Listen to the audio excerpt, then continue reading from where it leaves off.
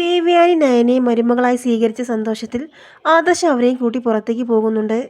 ആദ്യമായിട്ടാണ് ഞാൻ ഇങ്ങനെ അമ്മയ്ക്കൊപ്പം പുറത്തു പോയി ആഹാരമൊക്കെ കഴിക്കുന്നത് എന്നൊക്കെ നയന പറയുമ്പോൾ, ഞാനിങ്ങനെ പുറത്തു പോയി കഴിക്കാൻ ഇഷ്ടപ്പെടാത്ത ആളാണ്, പക്ഷെ എൻ്റെ മോള് വിളിക്കുമ്പോൾ വരാതിരിക്കാൻ പറ്റുമോ എന്നൊക്കെ ദേവയാനി പറയുന്നുണ്ട്. അങ്ങനെ അവർ 3 പേരും ഭക്ഷണമെല്ലാം കഴിച്ച് പുറത്തെല്ലാം കറങ്ങിയതിന് ശേഷം വീട്ടിലേക്ക് സന്തോഷത്തോടു കൂടി വരുന്നുണ്ട്. ഇത് കണ്ട് അനാമികയ്ക്കാണെങ്കിൽ വലിയ ദേഷ്യം വരുന്നുണ്ട്. വല്യമ്മ ഞങ്ങളെ കൂട്ടാതെ ഇവളെയും കൂട്ടി പുറത്തു പോയി ഭക്ഷണം കഴിച്ചില്ലേ, കഷ്ടം തന്നെ, ഇവിടെ ഞാനും അമ്മയും ഒന്നും കഴിച്ചിട്ടില്ല, വല്യമ്മയ്ക്ക് വേണ്ടി വെയിറ്റ് ചെയ്തിരിക്കുകയായിരുന്നു എന്നൊക്കെ അനാമിക ദേഷ്യത്തോടു കൂടി ദേവയാനിയോട് പറയുന്നുണ്ട്. അതെ, ഞാൻ എൻ്റെ മരുമകളുടെ കൂടെ പുറത്തു പോയി ഭക്ഷണം കഴിച്ചു, അതിനെന്താണ് തെറ്റുള്ളത്? മാത്രമല്ല നല്ല ഫുഡായിരുന്നു, ഞാൻ ഇതുപോലെ ഇനിയും എൻ്റെ മരുമകളുടെ കൂടെ പുറത്തു പോയി ഭക്ഷണമൊക്കെ കഴിക്കും എന്നൊക്കെ ദേവയാനി അനാമികയ്ക്ക് മറുപടി കൊടുക്കുന്നുണ്ട്. വല്യമ്മയ്ക്ക് ഇക്കാര്യം നേരത്തെ പറഞ്ഞുകൂടായിരുന്നോ? അല്ലെങ്കിൽ ഞാനും അമ്മയും ഇങ്ങനെ ഫുഡ് കഴിക്കാതെ കാത്തിരിക്കില്ല, വല്യമ്മയ്ക്ക് ഞങ്ങളെ കൂടി കൊണ്ടുപോകാമായിരുന്നു എന്നൊക്കെ പറഞ്ഞ അനാമിക ദേഷ്യപ്പെടുകയാണ്. ഞാനിതിന് അനാമികയെ കൊണ്ടുപോകണം? അനാമികയെ കൊണ്ടുപോകാൻ ഇവിടെ അനിയില്ലേ? അല്ലെങ്കിൽ നിന്റെ അമ്മായിയമ്മ ജാനകിയില്ലേ? നീ ഇക്കാര്യം അവരോട് പോയി പറയ്. ഞാൻ ആദ്യമായിട്ടാണ് എൻ്റെ മരുമകളുടെ കൂടെ പുറത്തു പോയി ഭക്ഷണം കഴിക്കുന്നത്, അതിനിടയിൽ മറ്റുള്ളവരെയും കൂടി കൊണ്ടുപോയാൽ എനിക്ക് എൻ്റെ മരുമകളെ സ്നേഹിക്കാൻ പറ്റില്ല. അങ്ങനെ ഇതെല്ലാം കേട്ടുകൊണ്ട് ജാനകി അങ്ങോട്ട് വരുന്നുണ്ട്. ഏട്ടത്തി ഇത് ചെയ്ത് വലിയ ചതിയായിപ്പോയി. മോൾ ഒരുപാട് ആഗ്രഹിച്ചതാണ് ഏട്ടത്തിയുടെ കൂടെ പുറത്തു പോയി ഭക്ഷണം കഴിക്കാൻ വേണ്ടിയിട്ട്. മോൾ ഇതുവരെ ഒന്നും കഴിച്ചിട്ട് പോലുമില്ല, ഏട്ടത്തിക്ക് വേണ്ടി കാത്തിരിക്കുകയായിരുന്നു അനാമിക മോള്. ജാനകി, നിന്റെ മരുമകളെ സ്നേഹിച്ചു തുടങ്ങിയത് മുതലാണ് എൻ്റെ കഷ്ടകാലം ആരംഭിച്ചത്, അതുകൊണ്ട് ഇനി ഞാൻ അതെല്ലാം നിർത്തി. അല്ലെങ്കിൽ അനാമിക മോളെ സ്നേഹിക്കേണ്ടത് ഞാനാണോ? ജാനകിയല്ലേ അത് ചെയ്യേണ്ടത്? ഇനി മുതൽ ജാനകി തന്നെ മരുമകളെ തലയിലെടുത്ത് വെച്ചാൽ മതി എന്നൊക്കെ ദേവയാനി അവർക്ക് മറുപടി കൊടുക്കുന്നുണ്ട്. അത് ശരിയാ, അനാമിക മോൾക്ക് അങ്ങനെ തന്നെ കിട്ടണം. ദേവേച്ചി ഇന്ന് കിടപ്പിലായപ്പോൾ പരിചരിക്കാൻ എൻ്റെ മോള് മാത്രമേ ഉണ്ടായിരുന്നുള്ളൂ എന്ന് പറഞ്ഞുകൊണ്ട് രേവതി അങ്ങോട്ട് എത്തുന്നുണ്ട്. ഞാൻ കിടപ്പിലായ സമയത്ത് എൻ്റെ മരുമകൾക്കും തീരെ സുഖമില്ലായിരുന്നു, എൻ്റെ മരുമകൾ വയ്യാതെ കിടക്കുകയായിരുന്നു. അല്ലെങ്കിൽ എൻ്റെ നയനമോൾ നിങ്ങൾ നോക്കുന്നതിനേക്കാൾ നന്നായിട്ട് എന്നെ നോക്കിയേനെ. ഇനി കണ്ണിൽ കാണുന്നവരെയൊക്കെ മരുമകളായി കാണുന്ന ശീലം ഞാൻ അങ്ങ് മാറ്റി.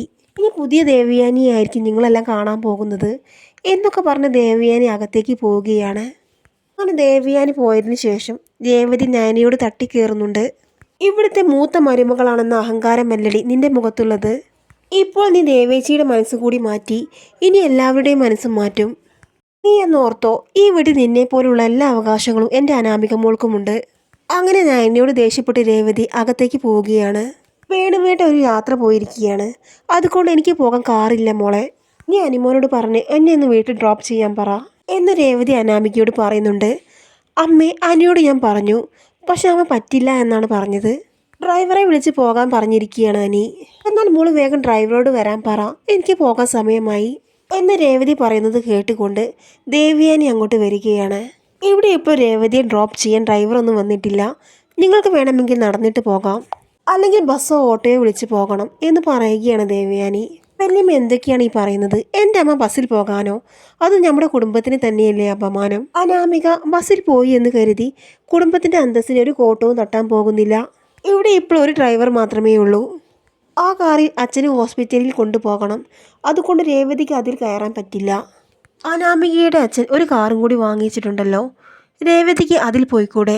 2 മാസമായല്ലോ ആ കാർ രജിസ്ട്രേഷൻ ചെയ്യാൻ കൊണ്ടുപോയിട്ട്. എന്താ ആ കാർ വീട്ടിലില്ലേ? അതോ നിങ്ങൾ ആ കാർ വിറ്റോ എന്നൊക്കെ ദേവയാനി ചോദിക്കുന്നുണ്ട്. അത് വല്യമ്മേ, ആ കാറ് വീട്ടിൽ തന്നെയുണ്ട്, അനി ആ കാറ് സ്വീകരിക്കാത്തത് കൊണ്ടാണ് ഇങ്ങോട്ട് കൊണ്ടുവരാത്തത്.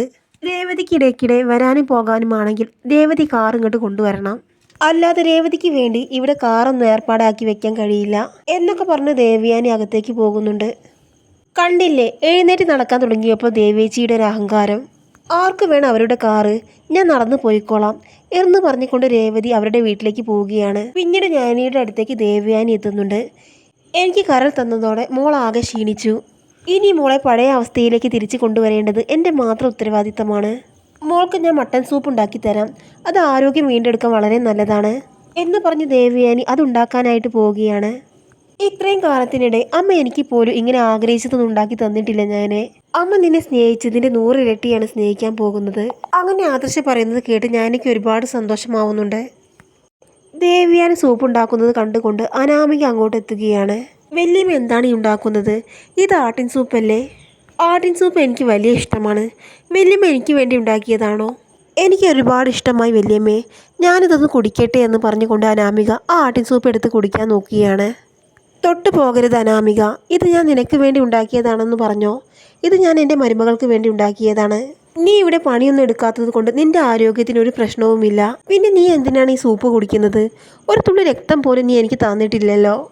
നീ ഇപ്പോൾ ഇവിടെ നിന്ന് പോകാൻ നോക്ക്, ഇത് ഞാൻ നയനമോൾക്ക് കൊടുക്കട്ടെ എന്ന് പറഞ്ഞുകൊണ്ട് ദേവയാനി ആ സൂപ്പ് എടുത്ത് അവിടെ നിന്ന് പോവുകയാണ്. ഇതിങ്ങനെ വിട്ടാൽ പറ്റില്ല എന്ന് പറഞ്ഞ അനാമിക ഇതെല്ലാം ജാനകിയോട് പറഞ്ഞു കൊടുക്കുന്നുണ്ട്. ഏടത്തി എന്താണ് എൻ്റെ മരുമകൾക്ക് സൂപ്പ് ഉണ്ടാക്കി കൊടുക്കാതിരുന്നത്? അവൾ ഒരുപാട് ആഗ്രഹിച്ച് വന്നതല്ലേ. ജാനകി തന്നെ എല്ലാം കൊടുക്കണോ? ഇവൾക്കൊരു തുള്ളിയെങ്കിലും ബാക്കി വെച്ചുകൂടായിരുന്നോ എന്നൊക്കെ ജാനകി ദേവയാനിയോട് ചോദിക്കുകയാണ്. ജാനകിയുടെ മരുമകൾക്ക് സൂപ്പ് ഉണ്ടാക്കി കൊടുക്കലല്ല എൻ്റെ ജോലി. അത് വേണമെങ്കിൽ ജാനകി തന്നെ ഉണ്ടാക്കി കൊടുക്കണം. എനിക്ക് കരൾ തന്നത് കൊണ്ടാണ് നയനമോളുടെ ആരോഗ്യം നശിച്ചത്. അതുകൊണ്ട് നയനമോളുടെ ആരോഗ്യം വീണ്ടെടുക്കേണ്ടത് എൻ്റെ ഉത്തരവാദിത്തമല്ലേ. പിന്നെ അനാമികയാണ് എനിക്ക് കരൾ തന്നതെങ്കിൽ നയനയുടെ സ്ഥാനത്ത് ഞാൻ അവളെയായിരിക്കും പരിചരിക്കുക എന്നൊക്കെ പറയുകയാണ് ദേവയാനി. അമ്മേ, ഈ സൂപ്പ് അനാമികയ്ക്ക് തന്നെ കൊടുത്തേക്ക്, എനിക്കതിന് പരാതിയൊന്നുമില്ല അമ്മേ എന്ന് പറഞ്ഞ് നയന ആ സൂപ്പ് അനാമികയുടെ നേരെ നീട്ടുകയാണ്. ആർക്ക് വേണം നിന്റെ സൂപ്പ്? നിന്റെ ഔദാര്യമൊന്നും എനിക്ക് വേണ്ട. നിന്റെ അമ്മായിമ്മ കഷ്ടപ്പെട്ടുണ്ടാക്കി തന്നതല്ലേ എന്നും പറഞ്ഞ് അനാമിക ആ സൂപ്പ് പുറത്തേക്ക് വലിച്ചെറിയുകയാണ്. ജാനകി കണ്ടില്ലേ അനാമികയുടെ അഹങ്കാരം, അതുകൊണ്ട് തന്നെയാണ് ഞാൻ അവൾക്ക് സൂപ്പ് കൊടുക്കാതിരുന്നത് എന്നൊക്കെ ദേവയാനി പറയുന്നുണ്ട്.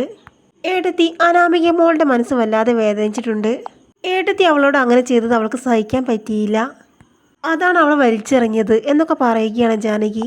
ഞാൻ എൻ്റെ മരുമകളുടെ കാര്യങ്ങളൊക്കെ നോക്കും, അതുകൊണ്ടാണ് ഇങ്ങോട്ട് കൂട്ടിക്കൊണ്ടുവന്നത്.